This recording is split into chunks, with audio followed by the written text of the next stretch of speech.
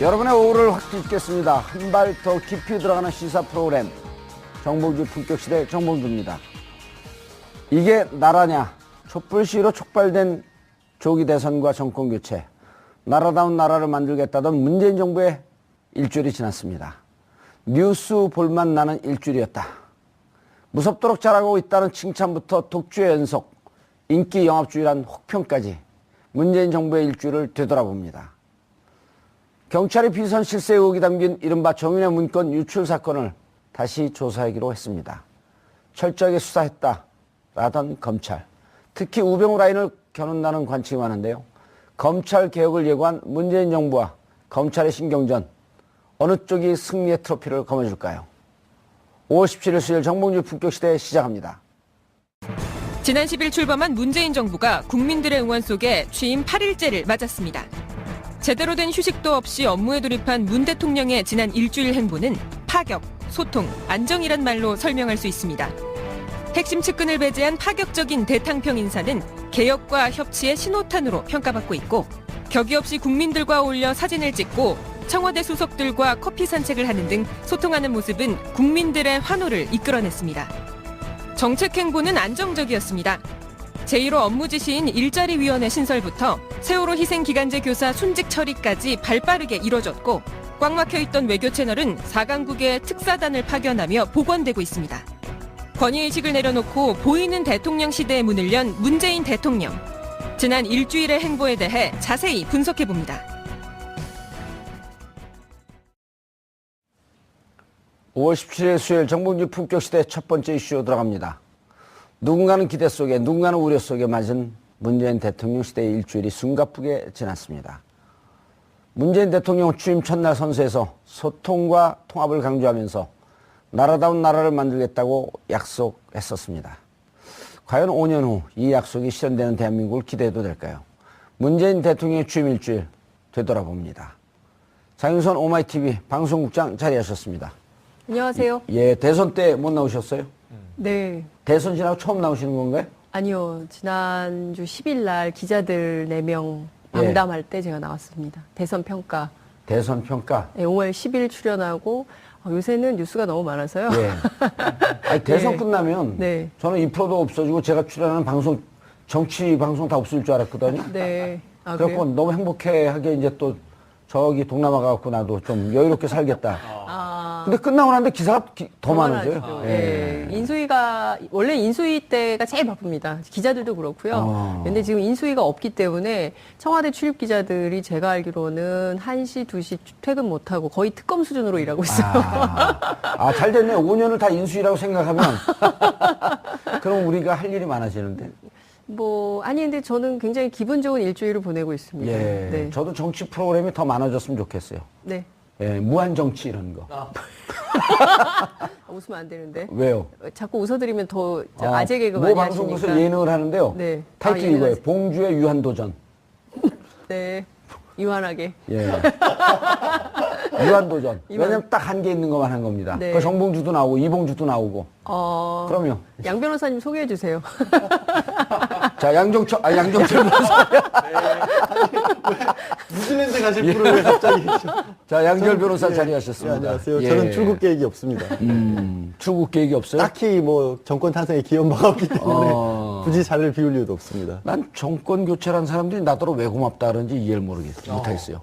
비판을 안 해줘서 고맙다는 건가요? 아니요, 비판을 많이 하셨죠. 지난 정권에 관해서. 그런 예. 부분에 있어서 애를 쓰셨다라고 아마 좋아하시는 분들도 있더라고요. 그냥 미안하니까 고맙다 그러는 것 같아요. 왜 피해의식이 있으세요? 갑자기 예. 미안하다고. 아니, 그러니까 평상시에 저에 대해서 신경을 안 쓰던 사람들이 고맙다 그러니까. 예. 평상시에 사람은 있을 때가 아니라 없을 때 오히려 더 잘해야 되는 건데 그럼요. 약간 서운한 부분이 있긴 하죠. 나락으로 떨어졌을 때 손을 내밀어 주는 사람이 진짜 친구죠. 아시겠죠? 최영일 평론가님. 자리하셨습니다. 저는 이 봉도사님께 고맙다고 표현하는 분들은요, 예. 약간 미래형이 들어있는 거예요. 정권 교체한 이후에, 정권 교체가 목적이 아니고 예. 수단인데, 예. 그 이후에 산적한 할 일들을 좀 하기 위해서 정권 교체가 필요했던 거고, 예. 정권 교체 일주일은 너무 분위기 좋게, 정말 대다수 국민들, 아주 저항하고 반대하는 일부 세력 외에는 이 표를 찍지 않은 분들도 지금 거의 80% 가까이가 잘하고 있다 이거지 않습니까? 또 잘할 것 같다. 잘할 것 같다. 아하. 그러니까 이제 신뢰가 예. 생기고 있는 거예요. 예. 찍진 않았는데 이 정도일 줄 몰랐는데 하고 신선한 즐거움이 있는데 지금 무서움에 떨고 있는 세력이 일부 있죠. 그런데 그게 또 이 봉도사님과 관련이 있다고 좀 봐요. 왜냐하면 적폐청산이라고 공약을 했을 때 예. 박근혜 정부에서 벌어졌던 아주 이상한 일들에 대한 청산뿐 아니라 예. 원래는 2012년에 정권 교체가 됐어야 하는 거죠. 예. 그때 문재인 대통령을 볼 뻔했으나 뭐 일부 또 시민들은 정권을 도둑 맞았던 것 아니냐 이런 의혹도 가지고 있는데 알겠습니다. MB 정부까지 거슬러 올라가면 저는 봉도사님 시대는 이제 올 것이다 이렇게 봅니다. 알겠습니다. 오늘 방송 분량에 욕심이 좀 있으시죠? 아 그런가요? 통제하시는데. 자, 시청자 여러분들께서도 샵5400, 샵5400으로 다양한 의견 보내주시기 바라겠습니다. 100원의 정보 이용료가 부과됩니다.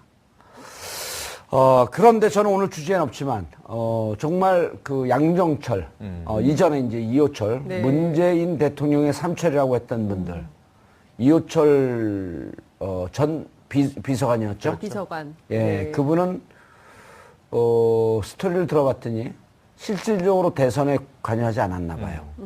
그 부산에만 있었는데 네. 부산에 있는 자기의 기사가 서울에서 나오더래요. 네. 아, 그래서 이건 도저히 안 되겠구나. 그래서 끝나자마자 정권이 교체되자마자 미국으로 비행기 타고 떠났고 네. 어제 그제 이틀 연속 양정철 네. 전 비서관, 네. 최재성 의원, 네. 이선 후퇴 직을 맡지 않겠다고 하면서 쓴 그 내용 글들이 명문이에요. 네. 양정철 비서관은 원래 글 잘 쓰는 줄 제가 알고 있었고 네. 최재성 비서관도 잘 쓰는 줄 알았는데 최재성은 비서관이 아니라 의원 아닙니까? 전 의원. 전 의원. 최재성 비서관 위에 의원이었죠. 근데 이 정도로 잘 쓸 줄 몰랐어요. 아, 그래서 진심이 있구나. 네.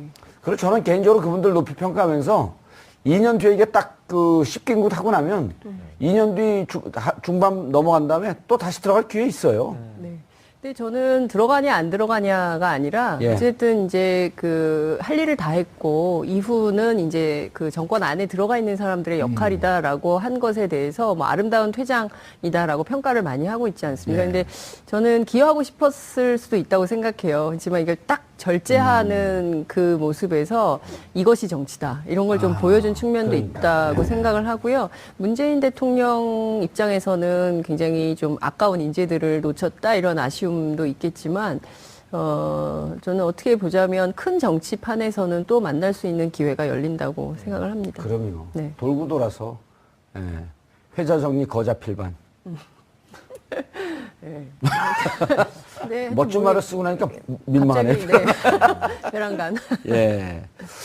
그런데 정말 이 그 박근혜 대통령의 통치 행태와 그 옆에 있는 분들도 자의반 타의반인데 이제 두 분 중에 한 분은 이런 얘기를 하더라고요. 내가 자리 차지하려고 노력했다가 안 되니까 이선 후퇴했다라고 하는 낭설이 퍼지는데 참 속상하다 그거는.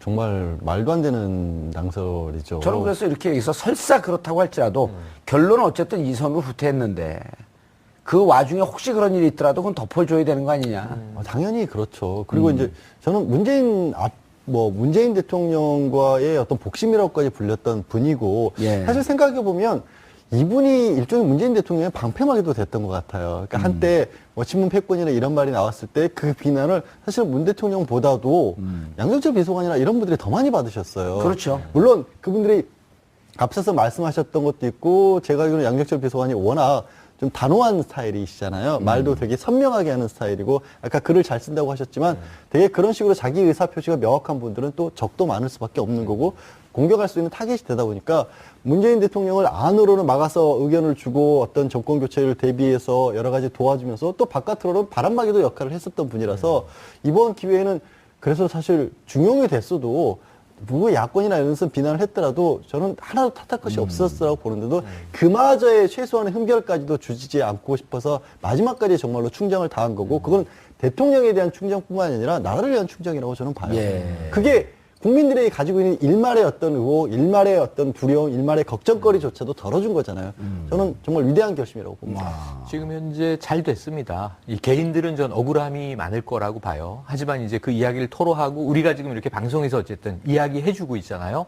그래서 그 억울함을 좀 씻겨 내리시고 난 자유롭고 싶었다 이런 이야기를 한 만큼 자유를 좀 누리시고 예. 이 시야를 크게 트이고 평정심을 되찾고 마음속에 좀 이제 억울함, 안타까움, 속상함 이거 다 털어내시는 시간을 가지면 우리 힐링이라고 하잖아요. 이 저는 다시 돌아올 가능성 2년이든 3년이든 정권 중반 전후에서 반반으로 보는데요. 예. 문재인 대통령과 문재인 정권이 위기에 처하면 이들은 돌아오게 돼 있습니다. 돌아올 수밖에 없어요. 예. 지금 현재 분위기로 위기에 처하지 않고 이들이 돌아올 일이 없다는 것은 문재인 정부가 순항을 한다는 의미이기 때문에 그 그렇죠. 자체로 또 만족이 있을 수가 아하, 있어요. 그래서 전 앞으로는 어찌해도 이들에게는 지금 대기 모드에 들어간 겁니다. 잠깐 이제 저 휴식하면서 그래서 지켜보면서 더 큰 마음으로 뭐 해외 여행도 하고 국내 정치를 들여다보면 틀림없이 빈틈들이 많이 보일 텐데 멀리서나마 소식 전하면서 대통령에게 또 나의 좀 이런 충언을 고언을 전해주시오 하는 것도 굉장히 중요한 역할이에요. 그래서 제가 보기에는 2년 만에 돌아올 것 같아요. 2년 네. 예측하시는 2년이 거죠? 있으니까. 아, 아, 참. 자꾸 우리가 웃어드리면 안 돼요. 제가 굉장히 왜 2년인가 지금 진작 말하다.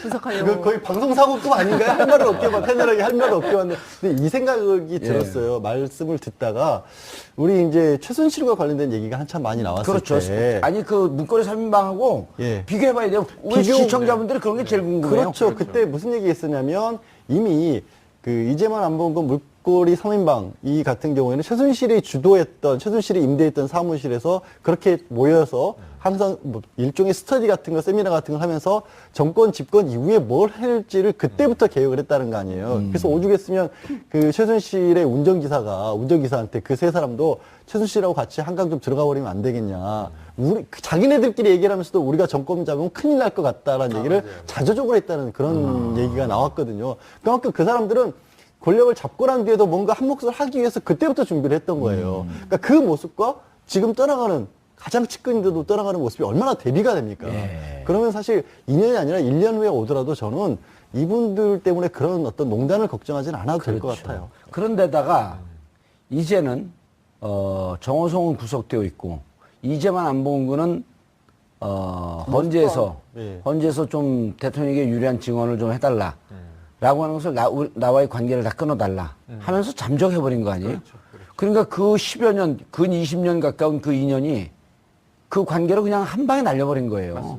그런 사람을 핵심이라고 하면서 3인방이라고 하면서 통치했던 이 정치, 이 탈라도 완전히 대비되는 거 아니에요? 그러니까 예. 서로 어떤 사람인지 몰랐고 예. 별 관심도 없었던 것 같습니다. 그냥 모르지. 뭐니 유력한 해도 뭐니. 정치인, 예. 내 출세에 가도 저는 그 문고리 3인방은 정말 가신일 줄 알았어요. 근데 우리 사극에서 흔히 이야기하는 가신이 아닌 거예요. 그러니까 어찌 보면은 그냥 월급쟁이 그냥 저 종노릇했던 인물들이었고 국가 예산을 예. 내 마음대로 좀 쓰고 싶었던. 정우성 전 비서관은 이제 막내였는데 그나마 좀 이 문고리 셋 중에는 착했던 것 같아요. 그러니까 술술 그냥 이 증거 나온 거 진술하면서 어쩔 다 수 없이 인정하고. 옥살이하게 된 거고 법의 처벌을 받아야 되고 나머지 둘은 다소 좀 이 비유를 두 사람이 들으면 언짢아 하겠지만 교활했던 것 아닌가. 이 어쨌든 증거를 다. 근데 제가 보기엔 지금 한 가지 단초가 오늘도 이 대통령의 감찰 지시가 나왔습니다만 그 이전에 이미 지금 정윤의 문건 유출을 재조사해야 한다. 이 얘기가 나왔잖아요. 예. 들어갔습니다. 이거 재조사하다 보면 안봉근 나와요. 다 나오죠. 그럼 또 예. 파야 돼요. 예. 그럼 이제만 또 나와요. 이거 또 파야 돼요. 그래서 제가 보기엔 이 끝난 사안이 아니고 이 두 사람은 지금 어디 뭐 잠수 타 있는지 모르지만 예. 조만간 또 얼굴 볼 기회가 2년보다 더 가까이 있을 것 같습니다. 난 대통령 업무 지시 5호가 네. 검찰로 하여금 검찰이 하는 건지 법원이 하는 건지 모르겠지만 이재만 안봉근 그다음 우병우 김수남 이영렬 안태근 윤갑근 출국 금지 조치. 출국 금지까지는 아닌데 오늘 오후에 대통령 지시사항이 나오긴 했습니다. 일단 법무부에서 술자리 가졌던 안태근 검찰국장하고 이영렬 지검장이 와서는 감찰을 하라라고 공식적으로 지시를 내리셨습니다. 그게 오후예요. 출국 금지 해버릴 수도 있어요. 워낙 무서워갖고 그다음에 BBK 조사했던 네. 몇몇 검사들 출국 금지. 왜냐면 이민 간다는 첩보를 제가 입수했거든요. 아, 정말요? 그럼요. 오래전서부터 정권 교체되면 난 이민 가야 된다라고 하는 거 사석에서 여러 차례 얘기했어요. 그건 녹취까지 떠갖고 갖다 주려고 그러더라고 누가. 그러니까 무서워하고 있어요. 자기들이 그렇겠죠. 그럴만한 상황. 우리가 전에 지난 여름에 한 일을 알고 있습니다. 그렇죠. 클로징, 제가 지난번 클로징 멘트에 아주 멋진 얘기 했잖아요. 내 죄를 내가 알렸다. 아, 근데 이호철 비서관 보니까 요새 페이스북 열심히 공유하기, 좋아요 누르고 계시더라고요. 그러니까 한국 사회 현안에 대해서 다 들여다보고 계시는 것 같아요. 그러니까 관심도 있고. 근데 제가 기억하는 게 2012년 총선 때 제가 부산에서 이제 우연히 이호철 전 비서관, 그러니까 주로 배낭 메고 다니시거든요. 출마 안 했잖아요. 안 했었나요? 했죠. 아니, 출마 안 했는데, 네. 부산에 이제 그 민주당 선거 유세가 있는 데를 이렇게 구경 삼아 오시기도 아, 하고. 2012년? 네. 2012년 예. 총선. 아니, 대선 2016년 총선이죠. 2016년 작년. 총선, 예. 작년 총선 때 이렇게 왔었는데, 그때 이제 문재인 대통령께서 그때 그 일종의 이렇게 돌아다니시면서 지원 유세를 했었어요. 예. 이제 그때 부산에 왔었는데 우연히 이렇게 마주쳤는데 이렇게 그냥 가도 되는데 차문을 내리셔가지고 이렇게 두 손으로 인사를 하는 장면이 굉장히 인상적이었거든요. 근데 아, 여철 문재인 당시 후보가. 예, 아. 후보 아니죠. 그때 전 대표 시절이죠. 막 그때 이제 지원 유세 하실 때인데 이렇게 차문을 내리셔가지고 이호철 전 비서관 보고 두 손을 이렇게 잡고 너무 반가워 하시는데 이호철 전 비서관 되게 단호하셨어요. 어여 가세요. 그래서 제가 아니 이렇게 저렇게 반가워 하시는데 했더니 아유 빨리 갈 길 가고 이렇게 해야지 이러면서 우리는 밥 먹으러 갑시다 막 이랬는데 뭔가 이렇게 찌릿찌릿함? 그러니까 옆에서 보는 사람도 아, 두 분의 사이가 어떻구나라는 게 그러니까 오고 가는 눈빛 속에서도 이렇게 확인이 됐는데 이렇게 탁 하고 가는 게 아, 정말 멋지다. 제 그런 기억으로는 생각이 이번 좀 들었어요. 대선 준비하면서 중간에 잠깐 도왔다가 또 문제가 되니까 그 빠진 거로 기억을 하고 있거든요. 예. 근데 저는 말씀들을 듣다 보니까 든 생각이 처음에 이제 최영일 평론가께서는 혹시라도 국정 운영이 조금 뭐 동력을 잃거나 위기에 예. 빠질 때 등장할 거라는데 그렇게 생각하지 않고요. 한 2년 정도 아까 2년이라고 하셨으니까 예. 2년 정도 밖에 계시면 예. 대통령 입장에서는 2년 정도가 됐었을 때 이전과 또 대통령 집권 2년 정도가 되면 또 눈으로 바라보는 시각도 달라지고 그동안에 대통령으로서 있기 때문에 또 세상에 아무리 문재인 대통령께서 소통을 강조하시지만 또 어두워지는 경우도 있을 수가 있어요. 그러니까 겹겹이 참모들에 둘러싸이다 보면 진솔한 어떤 소통이 안 되고 진짜 바닥의 세상은 어떻게 돌아가는지를 모르실 때쯤 좀 답답하실 때가 있을 것 같아요. 그때쯤 돼서 복귀를 하셔서 그 2년 동안의 공과를 다 아시고 예. 그런 얘기를 과감 없이 하실 수 있는 분들이니까 그때쯤 들어서 국정이 잘못 안 되더라도, 그렇게 돌아오셔서 그때쯤부터는 다시 한번 제2의 또 새 출발할 수 있는 계기를 만들어줄 수 있을 것 그렇죠. 같아요. 기자들이 아니 저렇게 이성후퇴한 사람들을 왜 다시 들이냐 그러면 인연이 있지 않냐. 예? 끝까지 미시는군요. 그거를. 근데 집요하신데요. 네. 예, 집요함으로 여기까지 왔습니다. 그러네요. 그런데 실질적으로 지금 이제 문재인 대통령이 소수정당 아니에요. 그렇죠. 소수정당이고 협치 혹은 연정 이런 게 잘 돼서 일정 정도 국정 동력이 좀 확보가 되고 네. 또 이제 그 1차 중간 평가 기간이 내년 지방선거 아니에요. 그렇죠. 그 지방선거에서 또 좋은 성과가 나오면 그때 이제 훨씬 더 동력을 받을 거거든요. 그렇습니다. 그럴 때는 이성까지 후퇴한 사람들을 뭐 우리가 쓰는 게 뭐가 문제냐. 그렇죠. 근데 이제 그 얘기는 하더라고요. 대통령이 오만해지기 시작하는 게 온갖 정보가 집중되는데 요게 딱 2년이래요. 네. 아, 이 정보력의 파워를 느낄 때 이때 오만해진다 그러더라고요. 그러니까 아마 그 시점에 지금 말씀하셨듯이 그 시점에 돌아오게 되면 딱 좋죠. 좋죠. 무슨 일로 왔냐 그러면 2년이지 있지 않냐 우리가. 다음 주제는 웬만해서 최영일 평론가가 말이 막히는 경우가 없어요. 아직 정말 달변이라서 네. 웬만한 데는 정말 안 굽히고 얘기를 하는데 예, 대변인이세요? 멈치잖아요. 대변인이세요? 저도 기가 막혔어요. 나는 양수연인 줄 알았어요. 저 약간 좀 슬픈 생각이 났는데 예. 방송에는 적절치 않은 얘기여서 스킵하시면 될 것 같아요. 자, 이제 대통령 취임 일주일 좀 정리를 해봐야죠.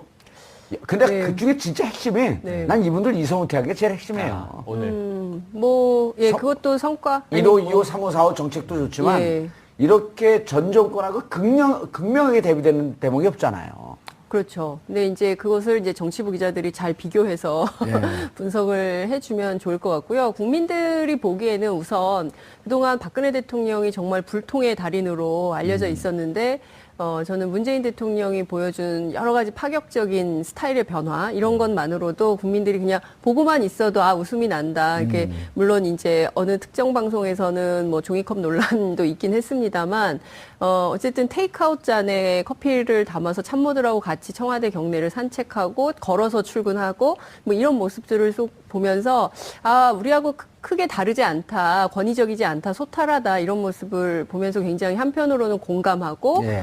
정서적으로 동의도 되고 뭐 이런 측면이 있는 것 같고요. 정책적으로는 국민들이 궁금해하는 이슈들에 대해서 하나하나 풀어가고 계기별로 예컨대 이제 그 비정규직 교사 두 분의 기간제 교사 두 분에 대해서 순직 인정한 것은 아마 전국에 있는 모든 기간제 교사들이 굉장히 기뻐할 만한 뉴스였을 것 같고요. 그리고 세월호 가족들도 얼마나 그럼요. 세월호 특별법 관련해서도 이제 지시하신 부분도 그렇죠. 그리고 인천 공항에 직접 가셔서 비정규직. 비정규직 지금 이번에 알았는데 90%가 비정규직이래요. 인천공항이 그렇죠. 그게 계속 문제가 됐던 거였어요. 세계 1위 공항이. 그러니까요. 그래서 정말 창피하고 부끄러운 것인데 대통령이 현장에 직접 가서 이런 그 말씀을 하신 것에 대해서 많은 비정규직 노동자들도 뭔가 좀 새로운 계기가 마련될 수 있겠구나라는 희망의 근거를 만들어 주셨다 이런 측면에서 평가할 만하다고 봅니다. 그 인천공항 사장이 뜰 수 있는 기회를 놓친 것 같아요. 비정규직으로 다 전환 해주시죠. 그럼 거기서 네.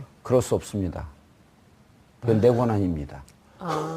그럼 대통령 당황할 거 아니에요. 네. 비정규직으로 전환하는 것뿐만 아니라 급여도 올려야 됩니다. 박수 나오죠, 그럼.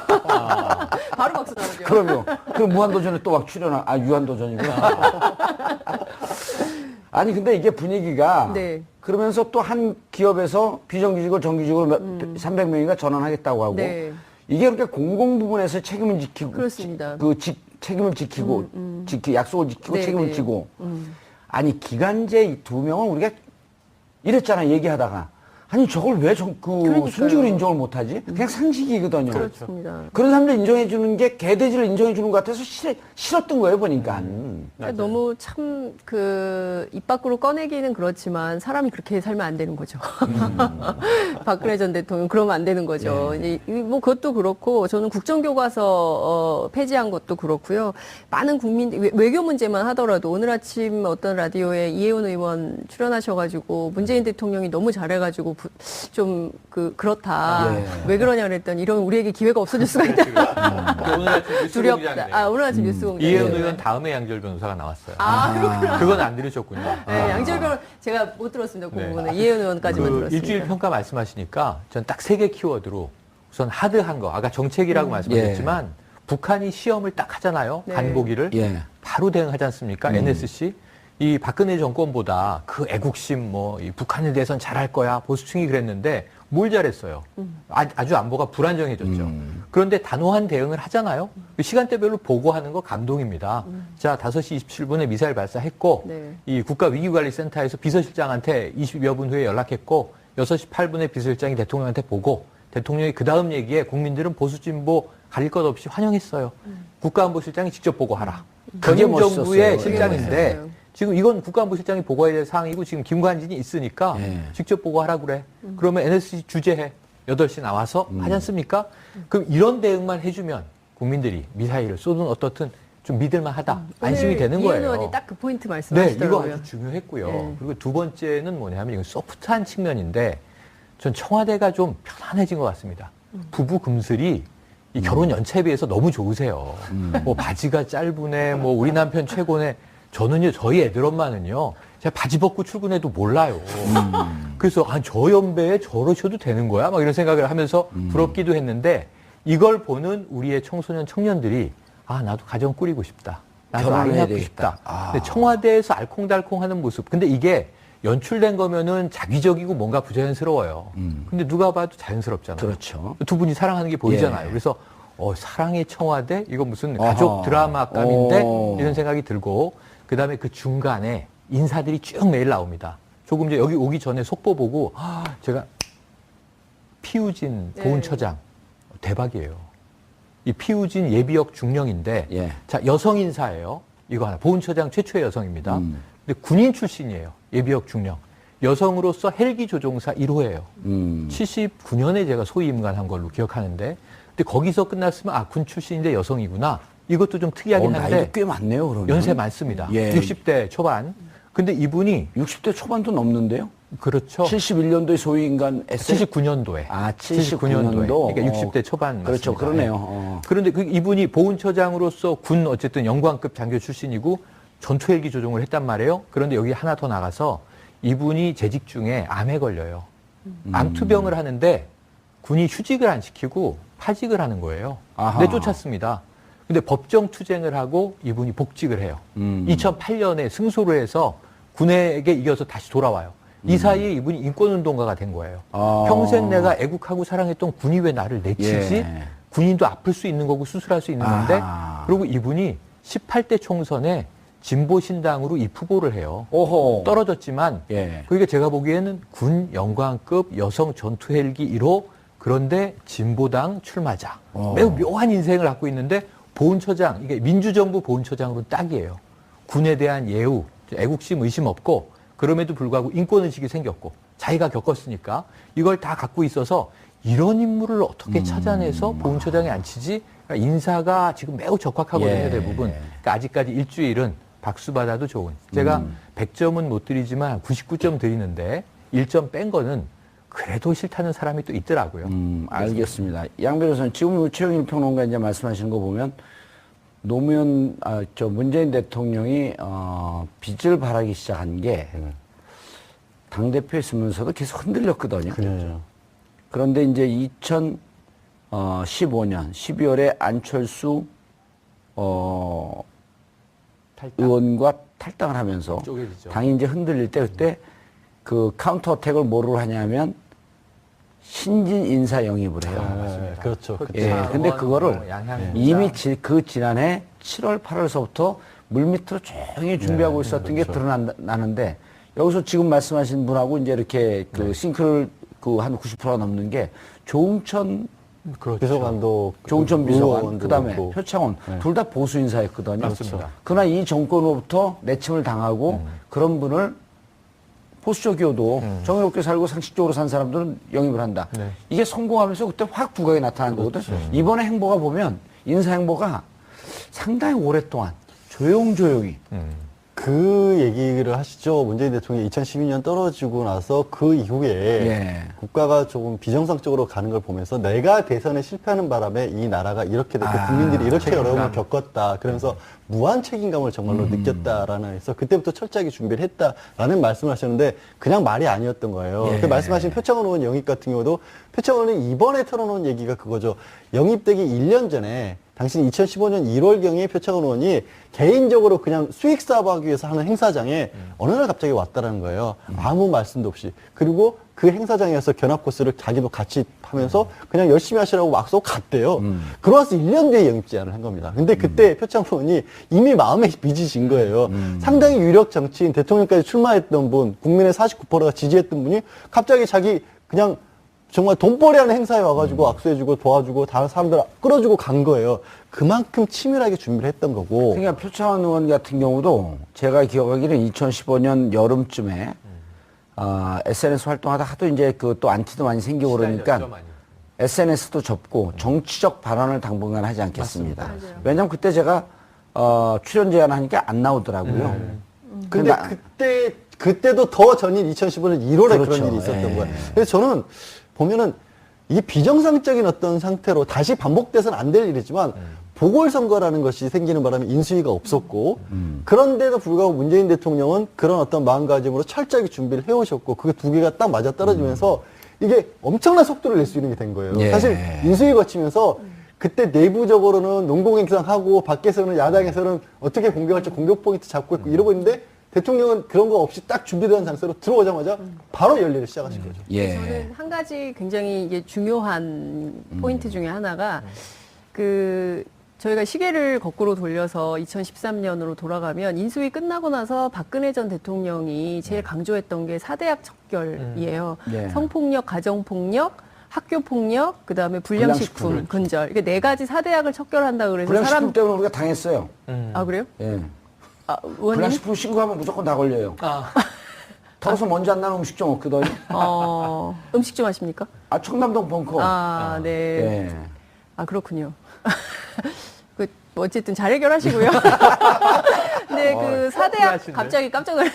근데 그 사대학 척결을 한다고 했었는데 그때 당시에 국민들이 저걸 지금 아니 물론 심각한 문제고 중요한 문제고 이제 학교 앞에 불량식품 애들 사 먹고 뭐 문방구에 뭐 이상한 거 팔고 뭐 이런 거에 대해서 문제가 있지만 대통령이 나서서 저렇게 얘기할 만큼 저렇게 심각한 한국 사회 현안인가라고 토론할 때 4대하고 3개 하고 있다 느닷없이 네 번째 머뭇머뭇거리다가 불량식품을 빵 터졌잖아요. 그러니까요. 근데 네. 하여튼 그거하고 비교하자면 문재인 대통령은 정말 시의적절하게 국민들이 감성적으로 동의할 수 있는 일들을 이렇게 하고 계시는 거에 대해서 더 큰 박수를 받고 있다 이렇게 생각하는데 내일 5.18입니다. 그렇죠.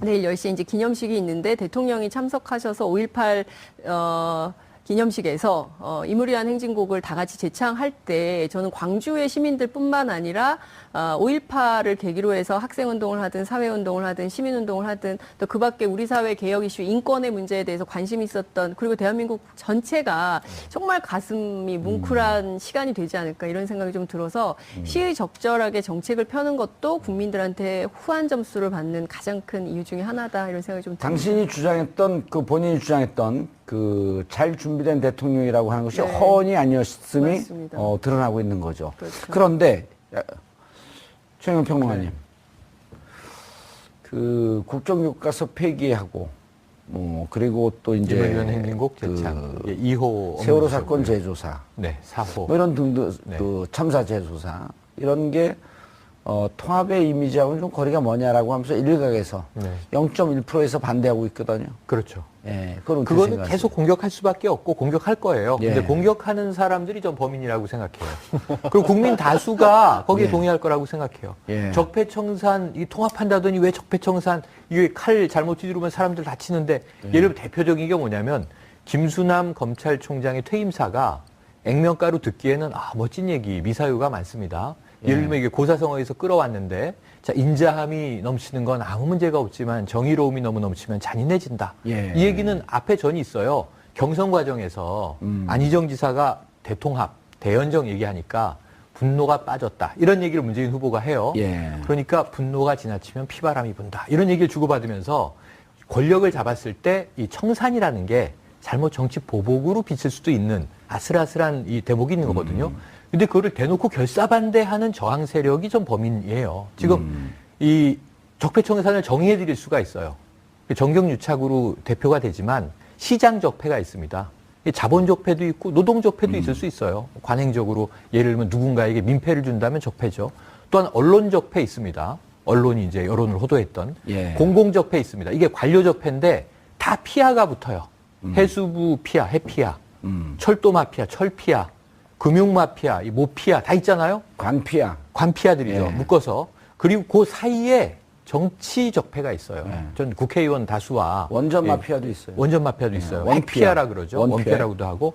근데 정치 마피아들은 이게 미국은 로비스트가 양성화돼 있는데 네. 국회의원이 이제 대관 업무라는 이름으로 로비 활동을 하는 거죠. 이거 묶으면 적폐인데 문제는 여기서 이제 해결을 해야 되는데 여기서 이제 저항들이 만만치가 않겠죠. 사실은 참여정부도 한번 실패한 경험 있지 않습니까? 그 첫 번째가 검찰 개혁이에요. 이번에 오늘 이제 감찰 지시한 것부터 시작이 되는데 이게 이제 쉽게 풀릴 거냐? 그렇지 않을 것이다. 예. 이 저항을 어떻게 헤쳐나갈 거예요. 근데 노무현 대통령이 못했지만 그 시행착오를 딛고 문재인 대통령은 왠지 할 수 있을 것 같다. 뭐 이렇게 양 생각을 변호사님. 해봅니다. 일주일 동안 이 일정도 비교하면 아주 재밌어요. 뭐 박 전 대통령하고 예. 비교를 하실 수 있으세요? 제가 봤을 때 비교를 누구는 그렇게 하더라고요. 일주일이 아니라 3일 내진 3시간하고 4년하고 비교를 해야 된다. 그 정도로 일에 있어서의 범위 자체가 너무나 다르다. 3일을 한 3년치 일을 예, 다 해버린 다 해버렸. 근데 아니 한편으로 그럼 우리 지금 저거 그 그래프 만든 PD하고 제작진이 당황하게 네. 문재인 대통령 일주일과 오바마 대통령 일주일을 비교해 주세요. 그것도 그렇고요. 4년을 왜 그러냐면 네. 지금 해왔던 얘기들 제가 초반에 말씀드린 속도가 날 수 있었던 거에 비결 중에 하나는 그동안 묵혀왔던 숙제들을 박 전 대통령이 워낙 너무 많이 많아요. 만들어놨어요. 아니, 그러니까 9년 동안. 9년 동안. 예. 9년 동안도 그렇고 앞으로 지난 4년만 해도 당장 뭐 어무지 씨 일어나 이런 것들이 예를 들어서 아까 나왔던 기간제 교사분에 대한 순직 인정 문제 3년이 넘은 숙제입니다. 그리고 맞아요. 임을 위한 재창고 같은 것들도 지금 9년 된 이미 거예요. 지난 정권에서 인정을 했던 걸 9년 내내 묵혀왔던 예. 거고요. 그다음에 또 뭐 미세먼지 공약 같은 경우도 대선 기간 내내 후보들조차도 가장 목 아파했던 거예요. 그랬었죠. 국정교과서 기자분들 있잖아요. 현장에 다니면서 얼마나 힘들어서 예. 국정교과서 전 국민이 다 반대하고 실제 현장에서 받아들이는 학교 하나도 없는데도 대통령이 독단으로 밀어붙인 겁니다. 그러니까 그만큼 쌓여있는 숙제들이었고 문재인 대통령이 결단을 내리는 순간 빨리 속도를 낼 수 있었기 때문에 일주일 대 일주일이 비교가 아니라 그래픽 만드신 분께 정말 죄송하지만 3년째? 지난 4년 동안 박 전 대통령이 망쳐놓은 거를 일주일 동안 어떻게 바꾸는지를 비교를 해야 돼요. 간단하게 이렇게 얘기하면 돼요. 박근혜 대통령의 비서관들하고 네. 회의한 양과 지난 일주일 동안 회의한 양을 비교하면 딱 맞습니다. 지금 저 그래프 그대로 놔두셨다가 다음 주 화요일에 한번 또 쓰셔야 됩니다. 왜요? 그러니까 내일 5.18이라 임을 위한 행진곡을 대통령이 참석한 이 기념식에서 재창을 다 하고 뭐 10,000명이 재창한다고 지금 오늘 기사 나왔는데 네. 역대급이다. 그런데 그것도 감동적이고 뭉클한 장면이지만 다음 주 화요일 5월 23일 네, 이게 좋습니다. 노 대통령, 노무현 대통령 서거 8주기예요. 예. 그럼 봉하마을에 이제 문재인 대통령께서 가실 거 아닙니까? 그래서 그날 굉장히 짠할 거잖아요. 꼭 친노만이 아니라 전 국민이 짠할 건데 왜냐하면은 이게 두 분은 친구였고 참여정부에 같이 일을 했고 예. 모셨고 그랬는데 이제 대통령이 돼서 비운의 대통령을 이제 찾아가는 거 아닙니까? 예. 추도하러. 근데 이날 박근혜 전 대통령이 법정에 출두하는 날이에요. 첫 재판. 첫 재판. 예. 안 나올 수가 없죠. 준비기일 지났고 이건 첫 예. 공판이니까. 그 23일 하루에 바로 이전 정권과 이제 새 정권이 극렬하게 대비되는 하루고 국민이 그걸 명과함을 보면서 하루 종일 생각할 거 아닙니까? 예. 박근혜는 왜 저기 지금 나가서 무슨 죄로 지금 재판을 다투고 있는가? 그럼 문재인 대통령은 지금 봉화에서 어떤 심경일까? 이 정말 빛과 어둠이 교차하는 장면을 다음 주 화요일에 보게 될 거라 아까 저 그래프는 또 써주시길 바랍니다. 저는 이럴 것 같아요. 그 정조 대왕이 네. 왕위에 등극하는 첫날 나- 과인은 사도세자의 의 아들이다. 그렇죠. 봉화마을에 딱 가갖고 문재인 대통령이 저는 노무현 대통령의 친구였습니다. 우리 그날 여기서 나오시면 마지막에 제가 하는 방송 다 끝 무렵에는 님을 위한 행진곡을 재창하기로 했어요. 좋습니다. 그래서 제가 노래를 너무 잘하고 다른 사람들 다 그 입담을 깨고 저 혼자 할 거예요. 그냥. 아이고. 잘 나가시다가 그러면 잘 나가시다가 그 재창이 아니고 독창이잖아요. 독창이잖아요. 아니요, 근데 내가 일당 한 10만 원 하니까 재창이라고 해야 돼요. 아, 나머지는 그냥 이렇게 겉절이로. 아니 방송에서 한다고 내가 제안을 했거든요. 네. 타 방송에서 네. 하라고 그러더라고요. 근데 네. 아까 말씀드린 거 한마디만 덧붙이면 그 전에 지금 하는 일들이요. 누구는 뭐 자유한국당 이런 데서 이게 독주다라고 비판을 하지만 대통령이 할 수 있는 권한 범위 내에서 하고 계신 거예요. 맞습니다. 엄모지 씨는 다. 그리고 그 전에 박 전 대통령도 대통령이 할 수 있는 권한을 남용했기 때문에 했던 거를 바로 대통령이 바뀌었기 때문에 바로 바꿀 수 있는 겁니다. 제가 당 경선 때 이제 뭐 그 후보를 비판하려고 그런 건 아니지만 개혁을 하려면 야당과 연정을 해야 합니다. 개혁 입법을 통과시켜서 그래갖고 제가 그 프로에서 다른 프로에서 그분을 만나서 뭐라 그랬냐면 지금 행정부가 갖고 있는 법, 현재 법도 잘 지키면 굳이 국회에서 5년 동안 법 하나 통과시키지 않아도 할 게 너무 많습니다. 시행령만 가지고도. 아니 기존에 있는 법만 잘 지켜도 네네, 그렇죠, 그렇죠. 굳이 법을 새로 만들 필요가 없어요. 법대로만 시켜도. 예. 사실 굉장히 약간 변호사들이 하는 억울한 얘기가 하나 있어요. 법조인들이. 우리나라는 법이 물구나무를 선 법이다라는 얘기를 자조적으로 할 때 누구나 있어요. 뭐요? 법이 물구나무를 섰다라는 표현을 쓴 게 어떻게 원래 법은 구조상 헌법이 있고 법률이 있고 법령이라고 하죠. 시행령이 시행령인데 있는데 지금 시행령이 지금 제일 위죠. 시행령이 제일 위에 있는 것처럼 돼 있어 변호사들이 일을 할 때 가장 불편을 겪는 게 사실 시행령 우선주의거든요. 그건 개선돼야 될 부분도 있는 거지만 또 동시에 대통령으로서 지금 하실 수 있는 일이 말씀하신 것처럼 그럼요. 많다는 거예요. 그러니까 그 얘기를 정말 트위터나 뭐 SNS를 보면 야 이렇게 할 수 있는 일이 이렇게 많은지 몰랐다. 그럼요. 아니, 그리고 제가 네. 그거 진짜 방송에서 그 후보한테 대놓고 그랬다니까요. 국회의원 안 해봐서 잘 모르시는데 법 통과 안 시켜도 돼요. 너무 많습니다. 그리고 그러니까요. 대통령이 자신의 사익을 위해서 시행령을 새로 만들어서 오바만 하지 않으면 기존 법 체계 내에서 할 수 있는 게 너무 많습니다. 그럼 안 하고 있었던 거예요. 그러니까 그거를 지금 현실로 하나하나 목격하고 있으니 국민들이 얼마나 기가 막히시겠어요. 예, 돈 한 푼 안 들이고 좋은 나라에 이민 온 것 같대잖아요. 그러니까요. 그래서 이민 걱정 이제 안 하더라고요. 예. 다만 이제 앞으로 교육 개혁이 어떻게 될지. 그런데 네. 사실 이 일주일을 보면요. 우리가 한때 부러워했던 오바마 대통령 일주일과 유사하거든 좀 더 빨라요. 근데 이게 사실은 어느 나라의 대통령이도 이렇게 해야 되는 겁니다. 자연스럽게. 그렇죠. 예. 안 하고 있었던 게 네. 9년 동안 다 안 한 거예요. 너무 어색한 거지 그러니까. 그렇습니다. 근데 저는 그 노무현 전 대통령, 그러니까 오바마에 대해서 우리가 막 이렇게 열광하지만 오바마 전에 우리가 먼저 그렇죠. 노무현이라는 대통령이 있었고 아하.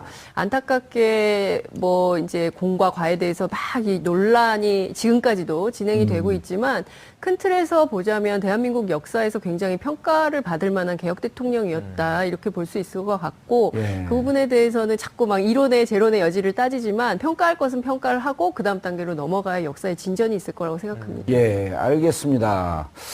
자, 문재인 대통령 일주일을 짚어봤는데 이런 말이 있죠. 칭찬은 고래도 춤추게 한다. 잘할 때는 칭찬해 주는 게 정상입니다. 잘하는데 고춧가루 뿌리면 멀매 맞습니다. 그러니까 무서워하고 있어요. 자기들이 그렇겠죠. 그럴만한 상황이 우리가 전에 지난 여름에 한 일을 알고 있습니다. 그렇죠. 클로징, 제가 지난번 클로징 멘트에 아주 멋진 얘기 했잖아요. 내 죄를 내가 알렸다. 아, 근데 이호철 비서관 보니까 요새 페이스북 열심히 공유하기, 좋아요 누르고 계시더라고요. 그러니까 한국 사회 현안에 대해서 다 들여다보고 계시는 것 같아요. 그러니까 관심도 있고. 근데 제가 기억하는 게 2012년 총선 때 제가 부산에서 이제 우연히 이호철 전 비서관, 그러니까 주로 배낭 메고 다니시거든요. 출마 안 했잖아요. 안 했었네? 했죠. 출마 안 했는데 예. 부산에 이제 그 민주당 선거 유세가 있는 데를 이렇게 구경 삼아 오시기도 2012년? 하고 예. 2012년 예. 총선 아니 대선 2016년 총선이죠. 2016년 총선. 예. 작년 총선 때 이렇게 왔었는데 그때 이제 문재인 대통령께서 그때 그 일종의 이렇게 돌아다니시면서 지원 유세를 했었어요. 예. 근데 그때 부산에 왔었는데 우연히 이렇게 마주쳤는데 그냥 가도 되는데 차문을 내리셔가지고 이렇게 두 손으로 인사를 하는 장면이 굉장히 인상적이었거든요. 근데 문재인 당시 후보가. 예, 후보 아니죠. 그때 전 대표 시절이죠. 막 그때 이제 지원 유세 하실 때인데 이렇게 차문을 내리셔가지고 이호철 전 비서관 보고 두 손을 이렇게 잡고 너무 반가워 하시는데 이호철 전 비서관 되게 단호하셨어요. 가세요. 그래서 제가 이렇게 저렇게 반가워 하시는데 했더니 빨리 갈 길 가고 이렇게 해야지. 뭐 그래서 우리는 밥 먹으러 갑시다. 막 이랬는데 뭔가 이렇게 찌릿찌릿함? 그러니까 옆에서 보는 사람도 두 분의 사이가 어떻구나라는 게 그러니까 오고 가는 눈빛 속에서도 이렇게 확인이 됐는데 이렇게 탁 하고 가는 게 정말 멋지다. 제 그런 기억으로는 생각이 이번 좀 들었어요. 대선 준비하면서 중간에 잠깐 도왔다가 또 문제가 되니까 그 빠진 거로 기억을 하고 있거든요. 예. 근데 저는 말씀들을 듣다 보니까 든 생각이 처음에 이제 최영일 평론가께서는 혹시라도 국정 운영이 조금 동력을 잃거나 위기에 예. 빠질 때 등장할 거라는데 그렇게 생각하지 않고요. 한 2년 정도, 아까 2년이라고 하셨으니까 예. 2년 정도 밖에 계시면 예. 대통령 입장에서는 2년 정도가 됐었을 때 이전과 또 대통령 집권 2년 정도가 되면 또 눈으로 바라보는 시각도 달라지고 그동안에 대통령으로서 있기 때문에 또 세상에 아무리 문재인 대통령께서 소통을 강조하시지만 또 어두워지는 경우도 있을 수가 있어요. 그러니까 겹겹이 참모들에 둘러싸이다 보면 진솔한 어떤 소통이 안 되고 진짜 바닥의 세상은 어떻게 돌아가는지를 모르실 때쯤 좀 답답하실 때가 있을 것 같아요. 그때쯤 돼서 복귀를 하셔서 그 2년 동안의 공과를 다 아시고 예. 그런 얘기를 과감 없이 하실 수 있는 분들이니까 그때쯤 들어서 국정이 잘못 안 되더라도 그렇게 돌아오셔서 그때쯤부터는 다시 한번 제2의 또 새 출발할 수 있는 계기를 만들어줄 수 있을 것 그렇죠. 같아요. 기자들이 저렇게 이성후퇴한 사람들을 왜 다시 들이냐 그러면 인연이 있지 않냐. 예? 끝까지 미시는군요. 그거를. 근데 집요하신데요. 예, 집요함으로 여기까지 왔습니다. 그러네요. 그런데 실질적으로 지금 이제 문재인 대통령이 소수정당 아니에요. 그렇죠. 소수정당이고 협치 혹은 연정 이런 게 잘 돼서 일정 정도 국정 동력이 좀 확보가 되고 네. 또 이제 그 1차 중간 평가 기간이 내년 지방선거 아니에요. 그렇죠. 그 지방선거에서 또 좋은 성과가 나오면 그때 이제 훨씬 더 동력을 받을 거거든요. 그렇습니다. 그럴 때는 이성까지 후퇴한 사람들을 뭐 우리가 쓰는 게 뭐가 문제냐. 그렇죠. 근데 이제 그 얘기는 하더라고요. 대통령이 오만해지기 시작하는 게 온갖 정보가 집중되는데 요게 딱 2년이래요. 네. 이 정보력의 파워를 느낄 때 이때 오만해진다 그러더라고요. 그러니까 아마 그 시점에 지금 말씀하셨듯이 변호사님 소개해 주세요. 자, 양정철 변호사. 뉴질랜드 가실 분을 왜 갑자기.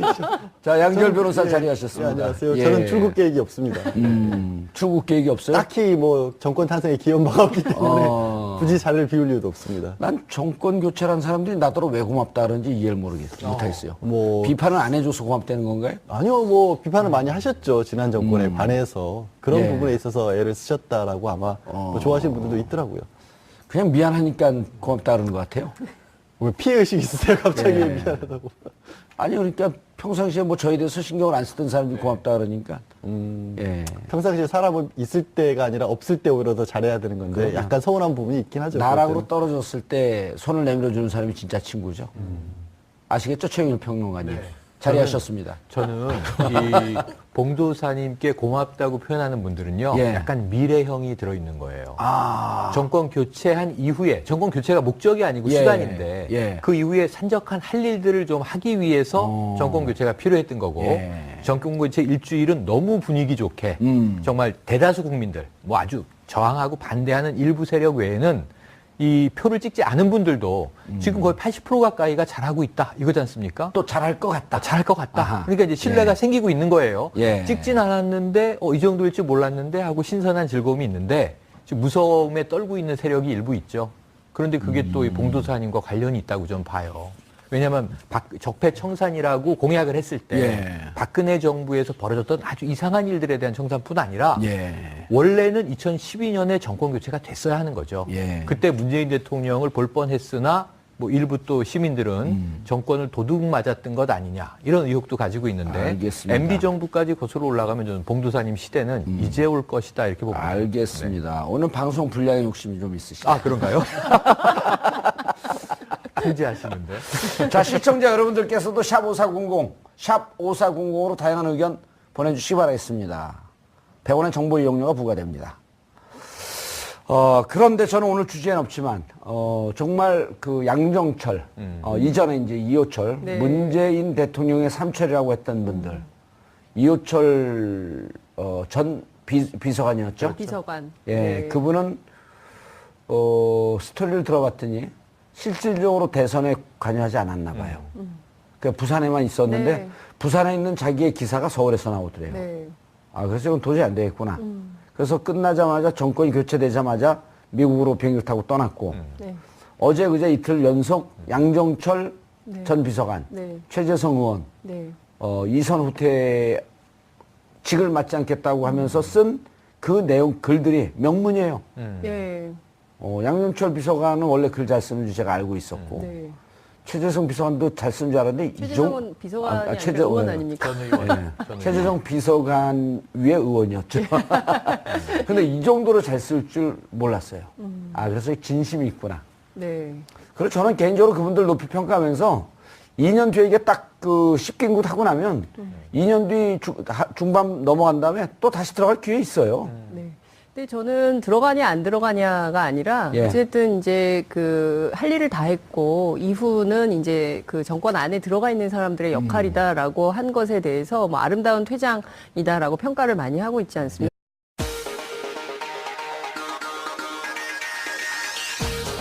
여러분의 오후를 확 뒤집겠습니다. 한 발 더 깊이 들어가는 시사 프로그램 정봉주 품격시대 정봉주입니다.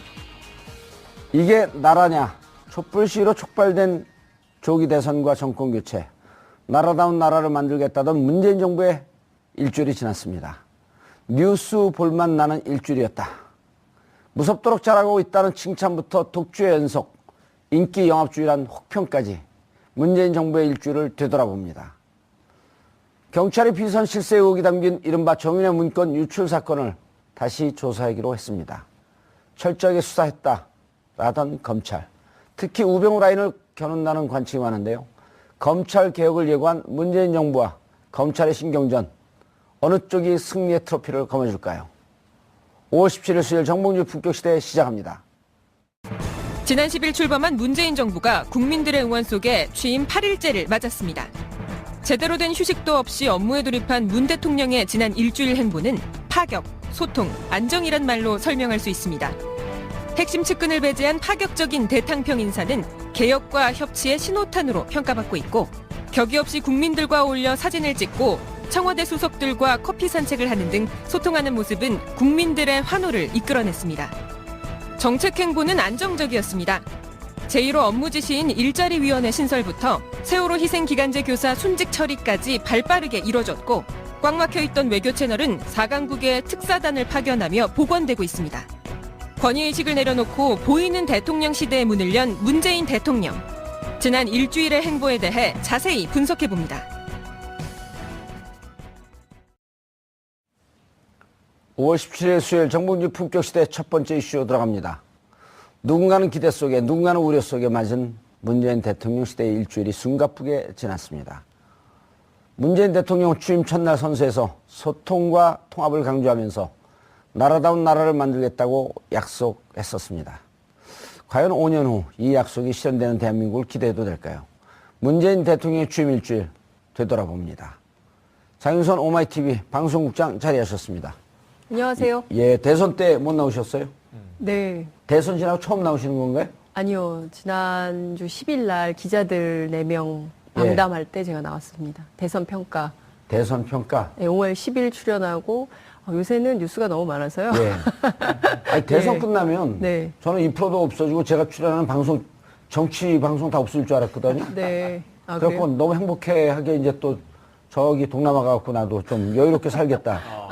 근데 끝나고 나는데 기사가 더 많아져요. 많아지죠. 네. 인수위가 원래 인수위 때가 제일 바쁩니다. 기자들도 그렇고요. 근데 지금 인수위가 없기 때문에 청와대 출입 기자들이 제가 알기로는 1시, 2시 퇴근 못 하고 거의 특검 수준으로 일하고 있어요. 잘 됐네. 5년을 다 인수위라고 생각하면 그럼 우리가 할 일이 많아지는데. 아니 근데 저는 굉장히 기분 좋은 일주일을 보내고 있습니다. 예. 네. 저도 정치 프로그램이 더 많아졌으면 좋겠어요. 네. 예, 무한 정치 이런 거. 웃으면 안 되는데. 왜요? 자꾸 웃어드리면 더 아재 개그 모 많이 방송국에서 하시니까. 예능을 하는데요. 네. 타이틀 이거예요. 예능하세요. 봉주의 유한도전. 네. 유한하게. 예. 유한도전. 유한. 왜냐면 딱 한 개 있는 것만 한 겁니다. 네. 그 정봉주도 나오고 이봉주도 나오고. 그럼요. 양별은 안 돼요. 제가 굉장히 왜 2년이가 지금 진작 분석하려고. 이거 거의 방송사고급 아닌가요? 할 말을 없게 막 패널하게 할 말을 없게 왔는데 근데 이 생각이 들었어요. 말씀을 듣다가 우리 이제 최순실과 관련된 얘기가 한참 많이 나왔을 그렇죠. 때 아니 그 문고리 3인방하고 예. 비교해봐야 돼요. 우리 비교- 시청자분들이 그런 게 제일 궁금해요. 그렇죠. 그때 무슨 얘기 했었냐면 이미 그 이제만 안 본 건 물꼬리 3인방 이 같은 경우에는 최순실이 최순실이 임대했던 사무실에서 그렇게 모여서 항상 뭐 일종의 스터디 같은 거, 세미나 같은 걸 하면서 정권 집권 이후에 뭘 할지를 그때부터 계획을 했다는 거 아니에요. 그래서 오죽했으면 그 최순실의 운전기사한테 그 세 사람도 최순실하고 같이 한강 좀 들어가 버리면 안 되겠냐. 자기네들끼리 얘기를 하면서도 우리가 정권 잡으면 큰일 날 것 같다라는 얘기를 자조적으로 했다는 그런 얘기가 나왔거든요. 그만큼 그 사람들은 권력을 잡고 난 뒤에도 뭔가 한 몫을 하기 위해서 그때부터 준비를 했던 거예요. 그러니까 그 모습과 지금 떠나가는 가장 측근인데도 떠나가는 모습이 얼마나 대비가 됩니까? 예. 그러면 사실 2년이 아니라 1년 후에 오더라도 저는 이분들 때문에 그런 어떤 농단을 걱정하지는 않아도 될 것 같아요. 그런데다가 이제는 정호성은 구속되어 있고 이제만 안 본 거는 헌재에서 예. 헌재에서 좀 대통령에게 유리한 증언을 좀 해달라. 라고 하는 것을 나와의 관계를 다 끊어달라 하면서 잠적해버린 거 아니에요? 그러니까 그 10여 년, 근 20년 가까운 그 2년이 그 관계로 그냥 한 방에 날려버린 거예요. 맞습니다. 그런 사람을 핵심이라고 하면서 3인방이라고 하면서 통치했던 이 정치, 이 탈라도 완전히 대비되는 거 아니에요? 그러니까 예. 서로 어떤 사람인지 몰랐고 예. 별 관심도 없었던 것 같습니다. 그냥 모르지. 뭐니 유력한 해도 뭐니. 정치인, 예. 내 출세에 가도 저는 그 문고리 3인방은 정말 가신일 줄 알았어요. 근데 우리 사극에서 흔히 이야기하는 가신이 아닌 거예요. 그러니까 어찌 보면은 그냥 월급쟁이 그냥 저 종노릇 했던 인물들이었고 국가 예산을 예. 내 마음대로 좀 쓰고 싶었던. 정우성 전 비서관은 막내였는데 그나마 좀 이 문고리 셋 중에는 착했던 것 같아요. 그러니까 술술 그냥 이 증거 나온 거 진술하면서 어쩔 다 수 없이 인정하고. 옥살이하게 된 거고 법의 처벌을 받아야 되고 나머지 둘은 다소 좀 이 비유를 두 사람이 들으면 언짢아 하겠지만 교활했던 것 아닌가. 어쨌든 증거를 다. 근데 제가 보기엔 지금 한 가지 단초가 오늘도 이제 대통령의 감찰 지시가 나왔습니다만 그 이전에 이미 지금 정윤의 문건 유출을 재조사해야 한다. 이 얘기가 나왔잖아요. 예. 들어갔습니다. 이거 재조사하다 보면 안 본 건 나와요. 다 나오죠. 그럼 또 예. 파야 돼요. 예. 그럼 이제만 또 나와요. 이거 또 파야 돼요. 그래서 제가 보기엔 이 끝난 사안이 아니고 이 두 사람은 지금 어디 뭐 잠수 타 있는지 모르지만 예. 조만간 또 얼굴 볼 기회가 2년보다 더 가까이 있을 것 같습니다. 난 대통령 업무 지시 5호가 네. 검찰로 하여금 검찰이 하는 건지 법원이 하는 건지 모르겠지만 이재만, 안봉근, 그다음 우병우, 김수남, 이영렬, 안태근, 윤갑근 출국 금지 조치. 출국 금지까지는 아닌데 오늘 오후에 대통령 지시사항이 나오긴 했습니다. 일단 법무부에서 술자리 가졌던 안태근 검찰국장하고 이영렬 지검장이 말해서는 감찰을 하라라고 공식적으로 지시를 내리셨습니다. 그게 오후예요. 출국 금지 해버릴 수도 있어요. 워낙 무서워갖고. 그다음에 BBK 조사했던 네. 몇몇 검사들 출국 금지. 왜냐면 이민 간다는 첩보를 제가 입수했거든요. 아, 정말요? 그럼요. 오래전서부터 정권 교체되면 난 이민 가야 된다라고 하는 거 사석에서 여러 차례 얘기했어요. 그걸 녹취까지 떠갖고 갖다 주려고 그러더라고 누가. 그런데 저는 기여하고 싶었을 수도 있다고 생각해요. 하지만 이걸 딱 절제하는 그 모습에서 이것이 정치다. 이런 걸 좀 보여준 측면도 그러니까. 있다고 생각을 하고요. 문재인 대통령 입장에서는 굉장히 좀 아까운 인재들을 놓쳤다. 이런 아쉬움도 있겠지만, 저는 어떻게 보자면 큰 정치판에서는 또 만날 수 있는 기회가 열린다고 생각을 합니다. 그럼요. 네. 돌고 돌아서 회자 정리 거자 필반. 네, 멋진 뭐 말을 쓰고 나니까 민망하네. 갑자기, 네. 배란간. 예. 그런데 정말 이 그 박근혜 대통령의 통치 행태와 그 옆에 있는 분들도 자의반 타의반인데 이제 두 분 중에 한 분은 이런 얘기를 하더라고요. 내가 자리 차지하려고 노력했다가 안 되니까 이선 후퇴했다라고 하는 낭설이 퍼지는데 참 속상하다 그거는. 정말 말도 안 되는 낭설이죠. 저는 그래서 이렇게 여기서 설사 그렇다고 할지라도 결론은 어쨌든 이선으로 후퇴했는데 그 와중에 혹시 그런 일이 있더라도 그건 덮어줘야 되는 거 아니냐. 당연히 그렇죠. 그리고 이제 저는 문재인 대통령과의 어떤 복심이라고까지 불렸던 분이고 예. 사실 생각해 보면 이분이 일종의 문재인 대통령의 방패막이도 됐던 것 같아요. 그러니까 한때 뭐 친문 패권이나 이런 말이 나왔을 때 그 비난을 사실 문 대통령보다도 양정철 비서관이나 이런 분들이 더 많이 받으셨어요. 그렇죠. 물론 그분들이 앞서서 말씀하셨던 것도 있고 제가 알기로는 양정철 비서관이 워낙 좀 단호한 스타일이시잖아요. 말도 되게 선명하게 하는 스타일이고 아까 글을 잘 쓴다고 하셨지만 되게 그런 식으로 자기 의사표시가 명확한 분들은 또 적도 많을 수밖에 없는 거고 공격할 수 있는 타겟이 되다 보니까 문재인 대통령을 안으로는 막아서 의견을 주고 어떤 정권 교체를 대비해서 여러 가지 도와주면서 또 바깥으로는 바람막이도 역할을 했었던 분이라서 이번 기회에는 그래서 사실 중용이 됐어도 누구 야권이나 이런 데서 비난을 했더라도 저는 하나도 탓할 것이 없었으라고 보는데도 그마저의 최소한의 흠결까지도 주지 않고 싶어서 마지막까지 정말로 충정을 다한 거고 그건 대통령에 대한 충정뿐만 아니라 나라를 위한 충정이라고 저는 봐요. 예. 그게 국민들이 가지고 있는 일말의 어떤 의혹, 일말의 어떤 두려움, 일말의 걱정거리조차도 덜어준 거잖아요. 저는 정말 위대한 결심이라고 봅니다. 지금 현재 잘 됐습니다. 이 개인들은 전 억울함이 많을 거라고 봐요. 하지만 이제 그 이야기를 토로하고 우리가 지금 이렇게 방송에서 어쨌든 이야기해주고 있잖아요. 그래서 그 억울함을 좀 씻겨내리시고 난 자유롭고 싶었다 이런 이야기를 한 만큼 자유를 좀 누리시고 예. 이 시야를 크게 트이고 평정심을 되찾고 마음속에 좀 이제 억울함, 안타까움, 속상함 이거 다 털어내시는 시간을 가지면 우리 힐링이라고 하잖아요. 저는 다시 돌아올 가능성 2년이든 3년이든 정권 중반 전후에서 반반으로 보는데요. 예. 문재인 대통령과 문재인 정권이 위기에 처하면 이들은 돌아오게 돼 있습니다. 돌아올 수밖에 없어요. 예. 지금 현재 분위기를 위기에 처하지 않고 이들이 돌아올 일이 없다는 것은 문재인 정부가 순항을 한다는 의미이기 때문에 그 그렇죠. 자체로 또 만족이 있을 수가 아하, 있어요. 그래서 전 앞으로는 어찌해도 이들에게는 지금 대기 모드에 들어간 겁니다. 잠깐 이제 휴식하면서 그래서 지켜보면서 더 큰 마음으로 뭐 해외 여행도 하고 국내 정치를 들여다보면 틀림없이 빈틈들이 많이 보일 텐데 멀리서나마 소식 전하면서 대통령에게 또 나의 좀 이런 충언을 고언을 전해주시오 하는 것도 굉장히 중요한 역할이에요. 그래서 제가 보기에는 2년 만에 돌아올 것 같아요. 2년 네. 예측하시는 2년이 거죠? 있으니까. 아, 참. 자꾸 우리가 웃어드리면